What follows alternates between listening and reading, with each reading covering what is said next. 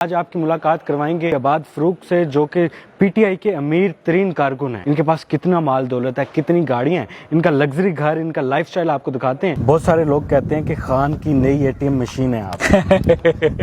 NA120 ایک دور میں نون لیگ کا گڑھ ہوا کرتا تھا، اور اس علاقے سے کسی دوسری جماعت کے لیے الیکشن لڑنا بہت مشکل ہے۔ تو آپ نے اس مشکل حلقے کا انتخاب کیوں کیا؟ پراؤڈ فیل کرتا ہوں جب خان مجھے ٹائیگر کہتے ہیں، تو میں اس کے لیے مر مٹنے کے لیے تیار ہوں۔ اے ٹی ایم مشین، یہ کیا اوقات ہوتی پیسے کی۔ مریم نواز کی طرح آپ کو یہ نہیں کہوں گا لفافہ دے کے ویسے یہ اتنا کو پلیز کٹ کر دینا، دیکھو پلیز کٹ کر دینا۔ ٹیکسٹائل کا بھی بزنس ہے، میں ایکسپورٹر ہوں، پھر اس کے علاوہ میری فلیور کی فیکٹری ہے، اچھی سپلائیز ہے میری۔ وائس آف نیشن میں خوش آمدید، میں ہوں عمران علی خان۔ آج آپ کی ملاقات کروائیں گے عباد فروق سے، جو کہ پی ٹی آئی کے امیر ترین کارکن ہیں۔ ان کا لائف سٹائل کیا ہے، وہ ساری چیزیں آپ کو دکھاتے ہیں اس ویڈیو میں۔ السلام علیکم عباد بھائی۔ وعلیکم السلام، کیسے ہیں آپ؟ شکر اللہ کا۔ سر بڑی انرجی ہے آپ میں، بڑے یونیک آئیڈیاز ہوتے ہیں۔ کبھی آپ جیل بھرو تحریک میں اپنی گاڑی پر جیل رکھ کر لے جاتے ہیں، کبھی آپ بیلونز اڑا کر پورے مجمع کی توجہ اپنی طرف مرکوز کر لیتے ہیں۔ یہ یونیک آئیڈیاز کہاں سے آتے ہیں؟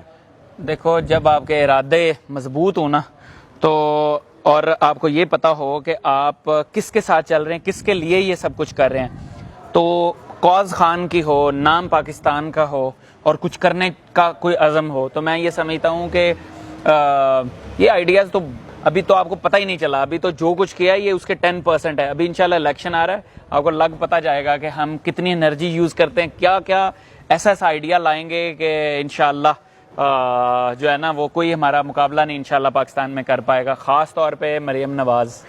ہاکی اسٹیڈیم میں جلسہ ہوتا ہے، کروڑوں روپے کی آپ ادھر فلیکسوں پہ انویسٹ کر دیتے ہیں، اور آپ کا گھر بھی ماشاءاللہ بڑا زبردست ہے، لائف سٹائل بڑا بہترین ہے۔ ہاں، کرتے کیا ہیں؟ ٹیکسٹائل کا بھی بزنس ہے، میں ایکسپورٹر ہوں، پھر اس کے علاوہ میری فلیور کی فیکٹری ہے، اچھی سپلائیز ہے میری پاکستان میں۔ تو پھر ایکسپورٹرز میں بھی کوئی عام ایکسپورٹ نہیں ہے، مطلب بہت جو یورپ اور پھر ویسٹ کو میں مطلب امریکہ وغیرہ میں اچھی سپلائیز ہماری جاتی ہیں، انٹرنیٹ پہ ہم ساری چیزیں بیچتے ہیں، تو وہ ہمارا بزنس بھی اچھا ہے۔ تو اب یہ چاہتے ہیں کہ کچھ پاکستان کے لیے کرنا چاہتا ہوں، تو اس وجہ سے میں یہ سمجھتا ہوں کہ جو نوجوان ہیں ان سب کو آنا چاہیے، اور اس میں شریک ہو کے تو پاکستان کا کوئی نہ کوئی بہتری ہو سکتی ہے اس میں۔ ہم دیکھتے ہیں کہ آپ کا ڈیرے داری نظام ہے، ہر وقت کوئی نہ کوئی آیا رہتا ہے، کھانا چل رہا ہوتا ہے، چائے چل رہی ہوتی ہے، بالکل۔ تو یہ ساری چیزیں بڑا خرچہ ہو جاتا ہوگا اس پر تو۔ بالکل ایسا ہی ہے۔ دیکھو، جو مہمان ہوتے ہیں نا وہ ہوتی ہیں اللہ کی رحمت، اور پھر اس کے بعد یہ میرے کزن ہیں میاں روہیل اشرف صاحب، یہ اویس صاحب ہیں، میاں اویس صاحب، تو یہ بیسیکلی ساری چیزیں جو ہے نا، ہر چیز اس طرح کی ہوتی ہے، یہ سارے مینیج کرتے ہیں۔ یہاں پہ اچانک سے اگر 1000 بھی مہمان آ جائے تو ان کے لیے ودن 30 منٹ یا پھر 1 آور کے ڈفرنس کے اندر ہم ساری چیزیں ارینج کر لیتے ہوتے ہیں۔ آپ نے بتایا آپ کا بزنس بڑا زبردست چل رہا ہے، اچھی ارننگ بھی ہو رہی ہے، ساری چیزیں بہترین تھیں۔ سیاست میں کہا جاتا ہے کہ بہت ساری چیزیں مینیج کرنا مشکل ہو جاتا ہے، بزنس کو مینیج کرنا ایک پراپر ڈیوٹی ہے، تو سیاست میں کیوں آ گیا؟ سیاست تو بزنس سے بھی زیادہ ڈیوٹی مانگتا ہے، لیکن یہ ہے کہ آپ کو پھر یا تو اس میں یہ ہوتا ہے کہ آپ یا پھر بزنس دیکھ لیں یا سیاست دیکھ لیں۔ ہم نے کوشش کی ہے کہ ساتھ کاروبار بھی رہے، کیونکہ کاروبار کے بغیر تو سیاست بھی نہیں ہوتی، تو ظاہری بات ہے ہم کہیں نہ کہیں سے کوئی ارننگ ہوگی تو ادھر لوگوں کو فیسیلیٹیٹ کر سکتے ہیں، اور پھر یہ ہے کہ ہم تو اپنی جیب سے لگاتے ہیں ہر جگہ پر جانے آنے کے لیے، ہر جگہ پہ۔ تو اللہ کا شکر ہے چیزیں اچھی چل رہی ہیں، اور پاکستان کے لیے جو بھی سٹیپ لے سکے کرتے رہیں گے، اور کریں گے ضرور انشاءاللہ۔ آپ کا جو گھر ہے وہ منال کی شکل میں ہے، ایسے لگتا ہے کہ ہم کسی بلندی پر کھڑے ہیں، تو ہم میرے خیال میں اوپر جانا چاہیے۔ ہاں بالکل، چلتے ہیں۔ سر بڑا زبردست ماحول ہے ادھر، تو ہوا بھی بڑی ٹھنڈی، کبوتر بھی رکھے نہیں ہوتے۔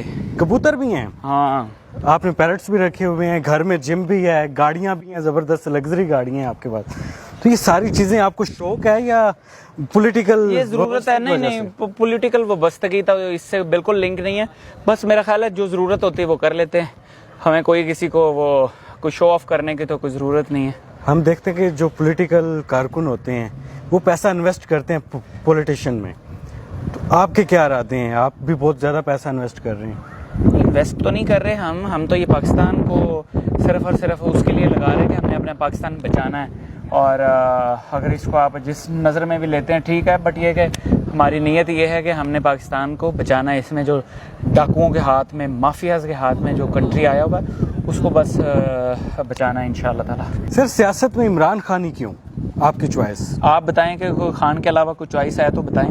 नून कोई- लीग भी है, पीपल्स पार्टी भी है। तो आपको लगता है कि हमें अब भी उनके ऊपर देखना चाहिए ये जाना? मैं तो सियासत में आया ही इमरान खान की वजह से हूँ, क्योंकि हमें लगता है कि वही तो हमारे रोल मॉडल हैं। मेरा ख्याल है कि कायद आज़म के बाद आप बताएं कोई, अगर कोई आया फाउंडिंग फादर के बाद इमरान खान के अलावा कोई, तो इमरान खान ही है जो इसकी, मैं समझता हूँ, जिसने हमें सियासत सिखाई। मुझे तो मेरे तो मतलब हर किस्म का मेरा जो पॉलिटिकल नॉलेज है A to Z मैंने सिर्फ खान से ही सीखा है।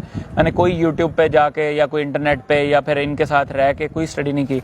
हर चीज़ मैंने इमरान खान से सीखी है, तो इसलिए उसके साथ इंशाल्लाह ज़िंदगी है। जब तक खान है उस वक्त हम भी सियासत करेंगे। अगर हमें लगा कि सियासत में हाथ गंदे हो रहे हैं तो अपना किनारा कशी कर लेंगे। NA 120 एक दौर में नून लीग का गढ़ हुआ करता था और इस इलाके से किसी दूसरी जमात के लिए इलेक्शन लड़ना बहुत मुश्किल है। Yes. तो आपने इस मुश्किल हलके का इंतखाब क्यों किया? मुश्किल कामों को हाथ डालना खान का भी शेवा है और इंशाल्लाह मियाँ इबाद का भी रहेगा हमेशा से। तो आप पूरी उम्मीद हैं कि आपको NA 120 से MNA के लिए टिकट मिल जाएगा? अब मुझे खान साहब काउंसलर की भी टिकट दे दें या ना भी दें, या